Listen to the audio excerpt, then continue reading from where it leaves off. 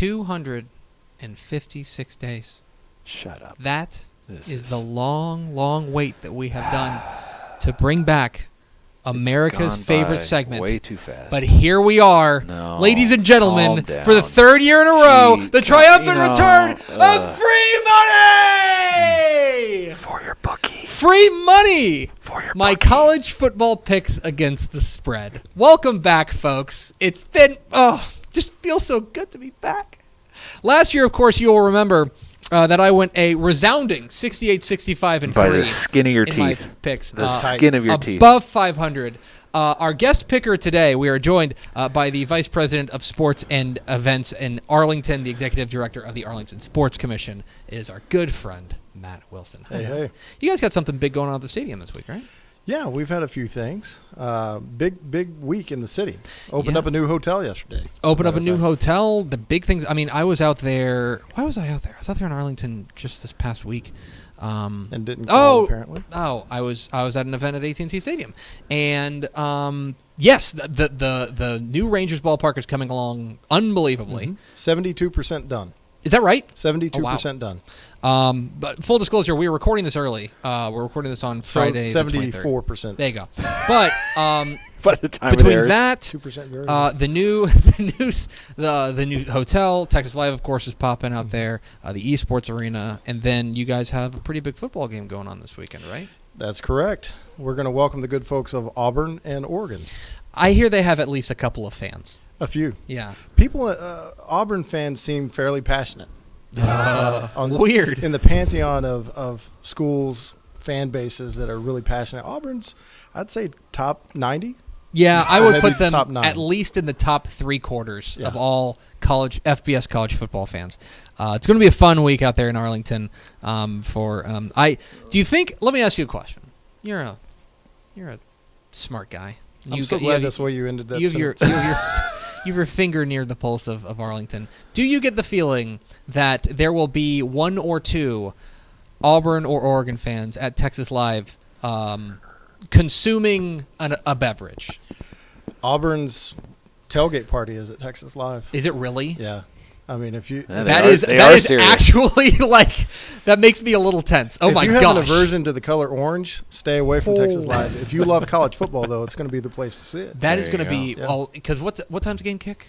Do you know? Off your head? Gosh! Oh, I put you on the spot. I can look. You put this me up. on the spot. It's a night game. Oregon. Yeah, it's a night game. Okay, so that's what I need to know. Yeah, 6:30 kick. 6:30 kick. Which means they'll be all there day, for the 11 o'clock kicks for sure. And watching on all those screens there. Yeah, the largest indoor screen that's not in a stadium in the country is inside Texas Live. Oh, I didn't know that. And you have bars, restaurants, places to really spread out and watch great college football. I've had my share of fun at Texas Live, and I know that the Auburn Oregon fans who are coming in for the Advocare Classic will be very excited as well.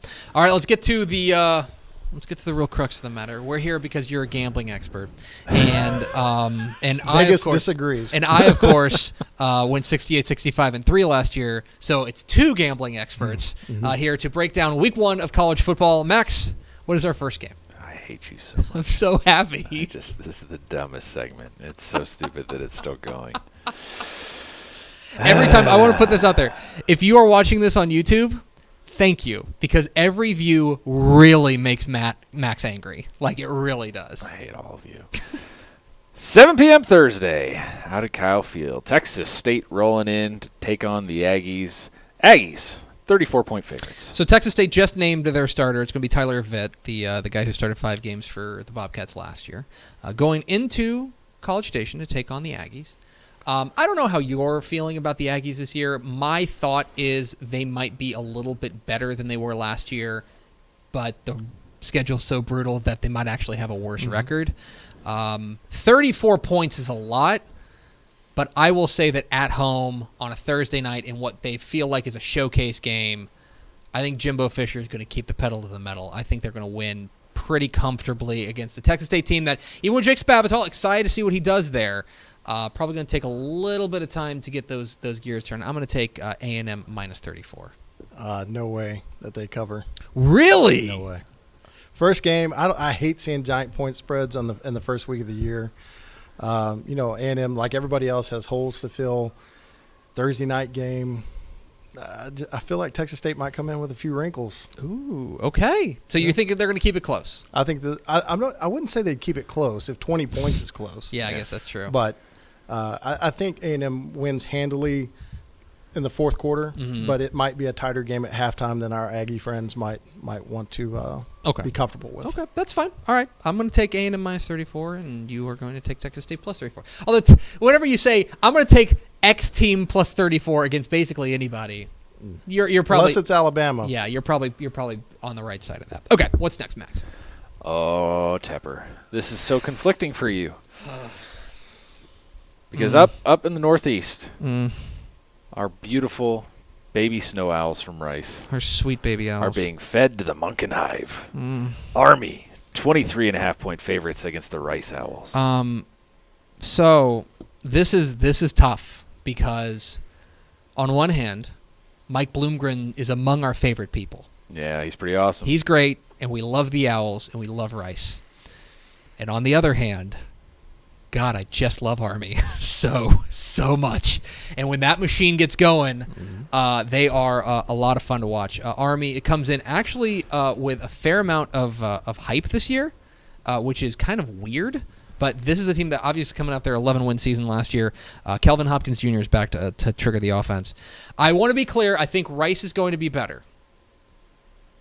But I think that this is a very tough draw in Week 1 to go on the road to Michie Stadium and take on an Army team that looks like they're going to be really, really good. Now, look, Rice brings back a lot of their defensive starters, but the defense was pretty bad last year. I'm going to take Army minus 23.5. I don't feel good about it because I love Mike Bloomgren, but I've got to roll the Munkin Hive here.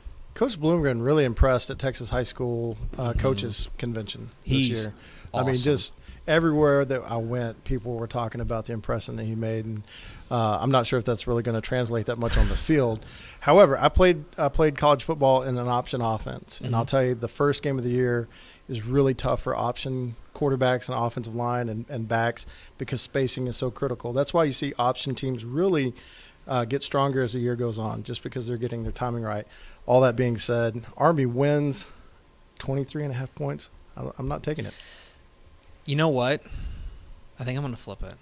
I think I'm going to go with Rice. Because here's the thing, and you convinced me because I just started thinking, I was like, man, like, Rice is going to put up some points. They're not going to be amazing, but they're going to put up, let's say they put up 21. Yeah.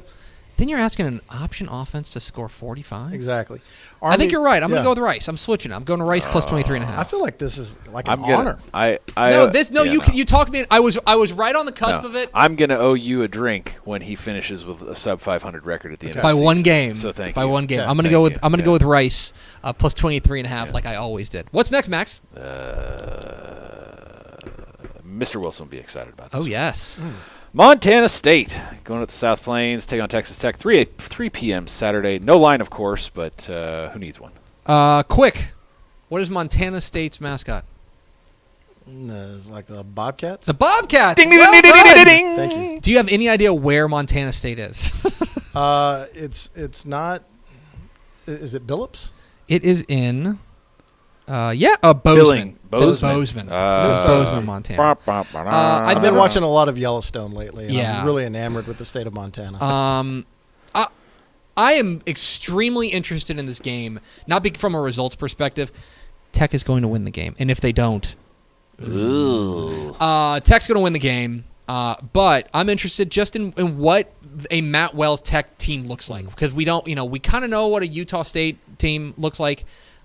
He's inheriting kind of some guys who fit, some guys who don't necessarily fit with his style. I'm interested to see what they look like. Texas Tech wins, but I'm a lot more interested in actually getting eyes on the game as opposed to what the final score is. A much more vertical offense is what you'll see in Lubbock this year. Going back and looking at some of David Yost's prior offenses, is they run the ball extremely well out of those sets. They do use a tight end, which is something we haven't seen since Jace Amaro a few years ago. MacArthur's finest. And a much more vertical passing game than what you saw under Cliff Kingsbury. And they have the talent to do it. Yeah. I think where you really want to see out of Tech is what does their defense look like? And it's a question every year.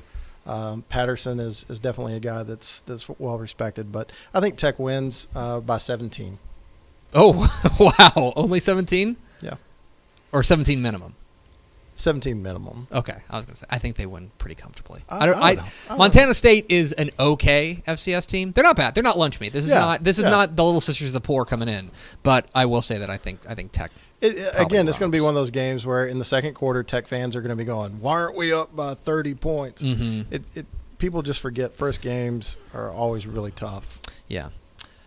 What's next, Max? Let's talk intrigue, sir. Weird. Let's go down to San Antonio. Battle for San Antonio. Incarnate Word going into the Alamo to take on UTSA. 5 p.m. Saturday. No line, and thank God, because UTSA might be embarrassed by it. Okay.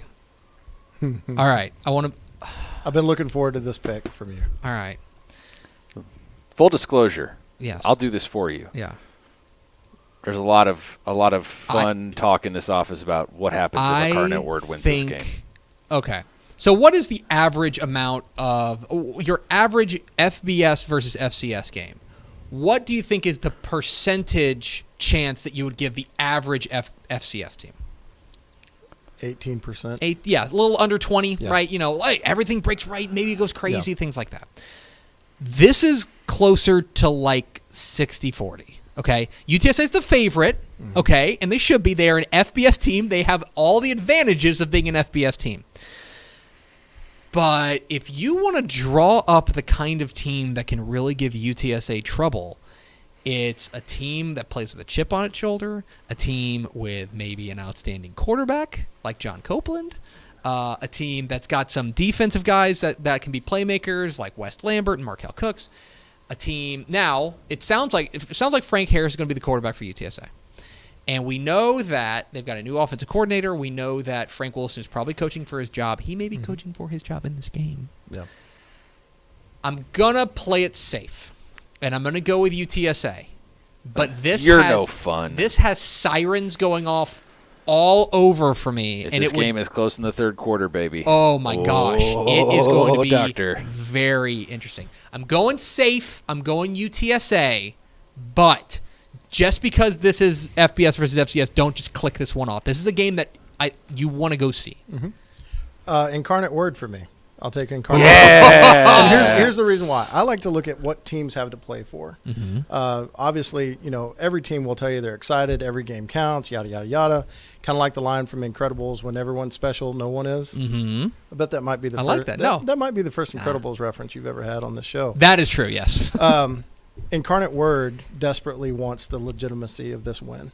I mean, every game counts, every game's special, but beating their in-town, what we would call a rival game for them, this is little brother. Oh, absolutely. This is little brother. And Eric Morris, don't think that Eric Morris hasn't been talking about this game for months now. Where did Eric Morris go to college? Texas Tech, the pride of Shallow-Water. Ah, yes. He's the pride of Shallow-Water, Texas. This is not your average FCS game. This has danger zone written all over They've got for a talented UTSA. team. Yes. They really do. And a team that got really good toward the end of last year, too. They started super slow, and then they caught fire. And, yeah, I think that this is – I'm taking UTSA, but this is a game I'm like – Tech's going to beat Montana State. That I have almost no worries about now that I've just jinxed it. But I heard it here first. But this game is good. This game has sirens going off for me. So, what's next, Max? The line I was most confused by, because I guess I need to be educated. SMU going to Arkansas State, 6 p.m. Saturday. Arkansas State 2.5-point favorites. Yeah, I don't The hell? necessarily Explain understand this to me, Tepper. Well, I'll tell you. Basically, Gambling genius. Well, basically, they think that Arkansas State's defense should be pretty decent. They were okay last year. They should be pretty decent this year. They're a team that is particularly good generally against the pass. SMU does have a new quarterback in Shane Buechele. New. I mean, he's hardly a rookie, though. But he's new to the system. He's battle-tested. He's battle-tested. New to the system. SMU's got some questions. SMU is going on the road here to Arkansas State. They're basically calling this a draw, right, and giving State the points? Basically, yeah, they're Yeah. giving them the home field advantage. They're saying this is that on a neutral site. If they were played, say, I don't know, AT&T Stadium in Arlington, this game would be a coin flip. Yeah. I'm going to take SMU. I think that last year, Sonny Dykes and company came out flatter than maybe any other team in the country. If you saw that game against North Texas, it was ugly. I think they take that personally. I think they have an opportunity to really flip the script and start the season on the good foot. I think they do it. I'm going to take SMU in the points. I like SMU plus 2.5. Arkansas State for me, and going back to my previous point, who has what to play for? Mm-hmm. And I think we would all say what has happened at Arkansas State with Coach Anderson's wife. Mm-hmm. You will have a team highly motivated to play their hearts out. And at home, it's going to be a very emotional game. Yeah. And it could go one of two ways. Right. Emotional games like this following a tragic loss like this. Go off the rails, too. Right. It could really go off the rails. Yeah. I think they come out and play like their hair's on fire. You're probably right. You're probably right. Boo. I took SMU. You should be rooting for him. I don't know. I don't know what I'm rooting for anymore. I'm rooting for a swift and easy death. You're rooting for this segment to end. I'm rooting for the meteor. What's next, Max? 6 p.m. Saturday in Waco. The Jacks under new head coach Colby Carthel, fan favorite around these parts, taking on Baylor. No line. All right, so Baylor's going to win this game. Okay, yeah. Baylor's at home. Baylor's an FBS team that I think has a chance to be a sleeper in the Big 12. Really solid program, really good team. They bring back Charlie Brewer. There's a lot to really like about this Baylor team on the whole. That said, another game worth keeping your eye on, specifically because Colby Carthel's a madman. And Colby Carthel, if he wants to win friends and influence people in Nacogdoches, Texas, he's going to pull out all the stops. If you've never seen his Commerce teams play, they play wild and full out, hair on fire. His players love him. His players love him. They are going to throw everything they've got at Baylor. It won't be enough. They're probably just a little under-talented right now. But this is going to be a fun game that at times is going to make Baylor fans like really tense. Yep. It won't matter. Baylor will win, but I think this is going to be a fun game. Baylor wins. Colby Carthel, though, is a guy to really keep an eye on for eventual openings, I think, in the next 2 years. If he has a really good year at SFA, or even 2 years, he's going to be destined for greatness. You're going to have some FBS teams knocking on his door. Sure. I thought some FBS teams should have knocked on his door after he won that. Well, title look at with UTSA. Commerce. Yeah. I mean, could Colby Carthel go into UTSA in a year or 2 years and make a difference? Yeah. I think he could. Feels like a fit. What's next, Max? More purple versus green. Gross. Abilene Christian going up to Denton. 6:30 p.m. Saturday. Take on the Mean Green. No line. A&M Commerce, or I'm sorry, A&M Commerce. Good try. Other ACU. Good try. Abilene Christian's better than people think. I think Adam Dorrell, their coach, is a really, he's building something there. They've got a couple of playmakers I really like Jeremiah Chambers, and their quarterback Luke Anthony is a stud. And if North Texas's secondary is not up to where it should be, then they're going to struggle. But the issue is that the defense is going to be. I think Mason Fine could shred them. And that's going to be a problem. Yeah. So North Texas wins this game in what could be a fun offensive romp. And again, what do people have to play for? This is a showcase game for Mason Fine. Put up big numbers and lead the nation in passing going into the week 2 and make that big statement. I like North Texas to score a lot in this game. Okay. The key to any good marriage is doing what your wife tells you to do.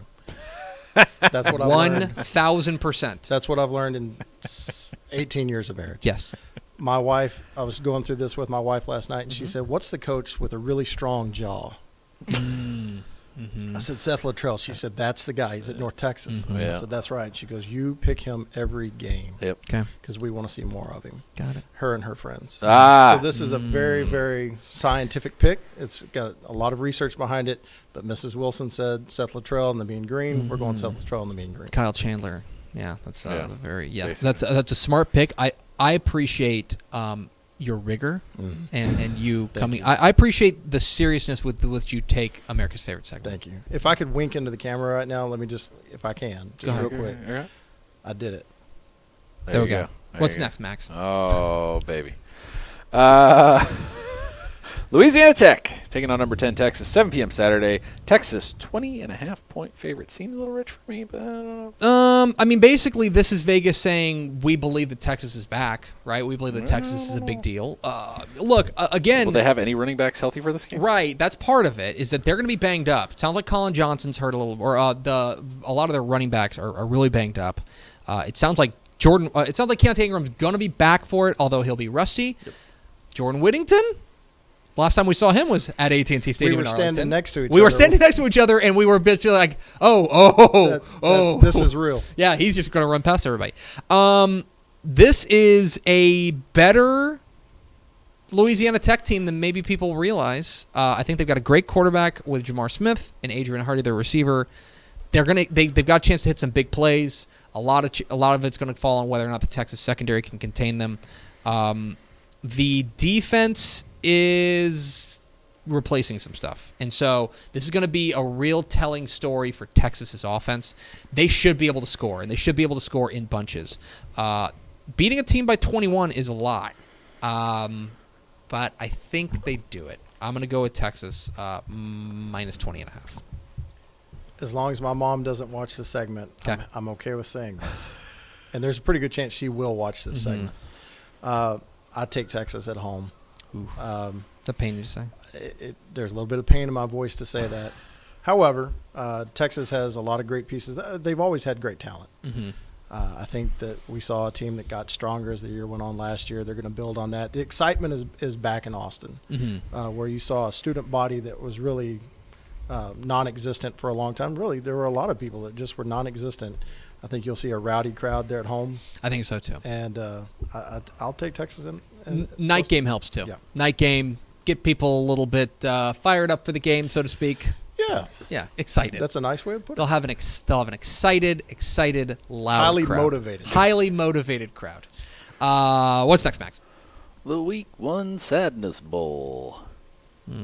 Poor Houston Baptist. Been a rough few years for Coach Shealy trying to get that thing off the ground, but they're trying. Taking on UTEP out of the Sun Bowl. Another team. Just trying. Saturday, 7 p.m., no line. The Houston Baptist went winless in Southland last year. This is a team that is struggling, right in the struggle bus a bit. A couple players I really like. I like Bailey Zappi. I do think he's the future of the Victoria's Victoria finest kid. Yep. I think he's the future for the quarterback. I think they've got some guys who could be playmakers like Jareth Stearns at the receiver spot. Look, UTEP is far from a finished product. But everything we hear out of El Paso is that this program is ready to take a step. Not like contend or anything, but get to that like 4-win mark. If they're gonna, they better win this game.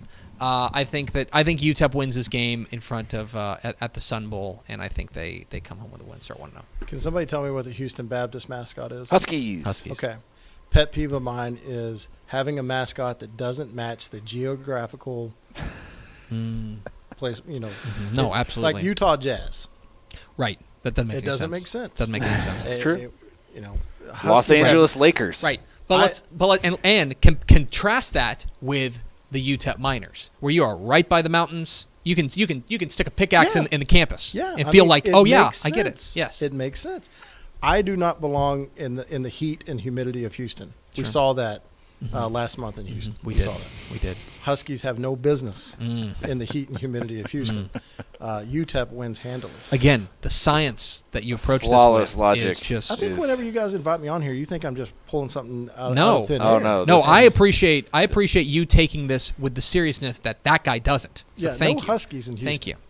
What's next, Max? Fair enough. Who could argue with that? Don't tell my wife, or we'll never move to Houston. Wait, maybe. No, That's a good thing. I'm torn. Arkansas Pine Bluff taking on TCU, 7 p.m. Saturday, no line.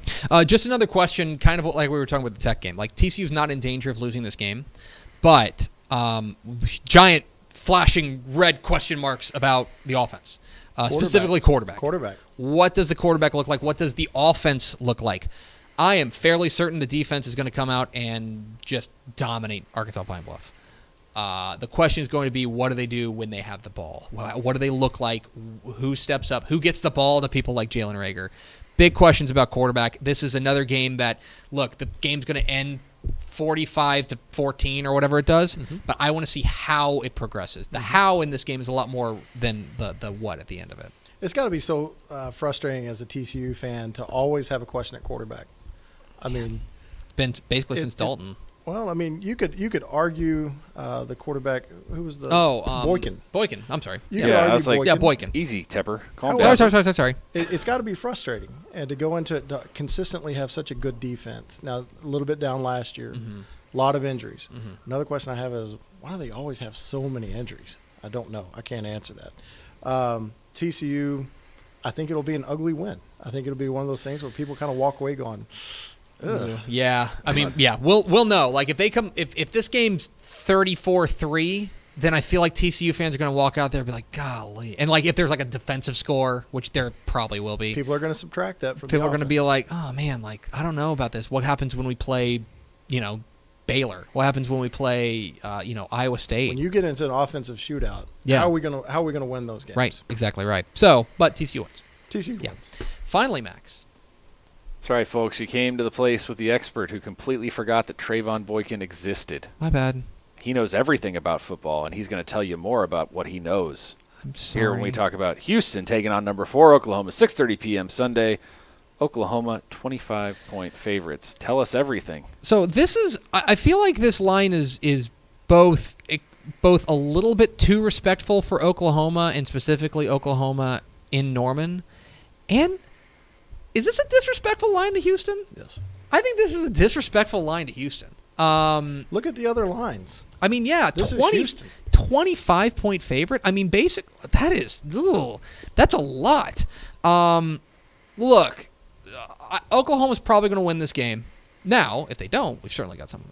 But I wonder, we're going to find out a lot about this Houston offense. I think that for all the talk about Dana Holgorsen being there, that's obviously big. But the guy who's not there is Kendall Briles. And Kendall Briles was the one who really dialed up a lot of what made Houston's offense so good last year. What does De'Aaron King look like in a Houston offense? But here's the thing is, I think Houston's going to score enough to keep this thing closer than 25. I don't know if they're going to stop them. I think Oklahoma might win by 3 touchdowns, but I think Houston keeps this within 25 points. I'm going to take Houston plus 25. I just think this is overcooked a little bit. Yeah. I'm going to go Houston, not straight up on the win. No. Oklahoma doesn't come close to beating them by 25, and here's the reason why. Oklahoma has struggled with wide-open offenses, good quarterback play, a mobile quarterback that's not going to sit back there and let them, pin their ears back and come after him. Yeah, you do that, he's going to run for 150 yards on the day and cause a lot of problems for you. Dana Holgorsen will demand perfection and demand toughness. Now, what I would say is a team that you inherit will go one of two ways. They'll either tank and just completely disregard you if you're upper class heavy. If you're not, I think that there's a good chance. I think it was 10 years ago that TCU went into Norman, Beat them. and beat a team very much like this Oklahoma team, a team that had a question at quarterback. Probably overlooked them a little bit. Houston's a dangerous team. I agree. They have a ton of talent. I agree. I think this game is close at halftime. I think Oklahoma pulls away and wins, but I think asking them to win by more than 3 touchdowns is really asking a lot for an offense that does have a lot of new pieces in it. I would be skittish with anything over 17. Yeah, I mean, So 25, I think, is just a disrespectful line to Houston. I think Houston keeps that thing close. So my free money picks for Week 1, I've got Texas A&M minus 34 at home against Texas State. I've got Rice plus 23.5 at Army. I've got Texas State over Montana State. I've got UTSA over Incarnate Word. But sound the sirens. I got SMU plus 2.5 at Arkansas State. I've got Baylor over SFA. I've got North Texas over Abilene Christian. I've got Texas minus 20.5 at home against Abilene Christian. Against Louisiana Tech. I've got UTEP over Houston Baptist. I've got TCU over Arkansas Pine Bluff. And I've got Houston plus 25 over Oklahoma. Matt Wilson of the Arlington Convention and Visitors Bureau and the Arlington Sports Commission, thank you for treating this segment with the respect and the gravitas that it deserves. Thank you for your courage. Thank you. Thanks for Most coming welcome. in, and I guess we'll do this again later this year. Let's do it. All right.